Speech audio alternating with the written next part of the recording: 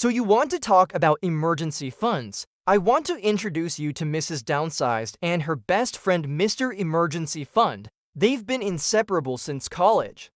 Back then, Mr. was a regular guy, nothing special, just a couple grand sitting in a savings account. But Mrs. Downsized knew something we all know now. Mr. wasn't enough, so she started investing him. Over the years, Mr. Emergency Fund grew alongside her, sometimes slow, sometimes fast, but always steadily. Today, they're both retired, living off their investments, and Mr. has never looked better. He's made over $470,000 in gains since he started. That's why they call him Mr. Emergency Fund. Now, I want you to meet John. John thinks he's got an emergency fund, too. He's got $20,000 in savings, but he hasn't really given it much thought. He just figured it'd be enough if he ever needed it. One day, he gets laid off. His savings are supposed to cover 6 months, but because he didn't prepare Mr. properly, he runs out in less than 3. No worries, though. He's got his health, his family, and his side hustle. Oh, wait, no, side hustle isn't working out. Keep 3 to 6 months of expenses in a high-yield savings account for quick access and invest the rest for growth. UC DIS, Treasury bills, or ETFs. Now, I know you don't want to be John, so let's make sure you're not.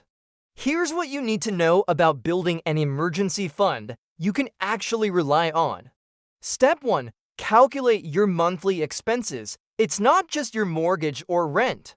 It's everything you spend in a month: groceries, utilities, insurance, subscriptions, coffee, and fun stuff. Be honest with yourself. Set up automatic transfers to build your emergency fund faster. Ideally, aim to save at least 20% of your take-home pay. Step 2. Determine your emergency fund coverage. Divide your total liquid savings by your monthly expenses. If you're married, include your spouse's income and savings, too. So check your calculations, adjust your plan, and watch your emergency fund grow into a financial fortress. With the right preparation, you can face whatever comes next with confidence. Don't wait for an emergency to happen. Be proactive, build that fund, and sleep well knowing you're ready for anything. Because remember, it's not how much money you have, it's how well you have it all put together. And that's where the power move comes in. Click the link below to get a copy of the Future-Proof Finances Plan. It's filled with actionable steps, trackers, and strategies to help you master your money. Step 3. Consider inflation. Don't forget, inflation eats away at your savings. Factor in a 3% inflation rate to see how much your emergency fund is losing each year. Step 4. Build your emergency fund in stages. Step 5. Automate your savings. An emergency fund is more than just a safety net. It's peace of mind knowing you can handle whatever life throws your way.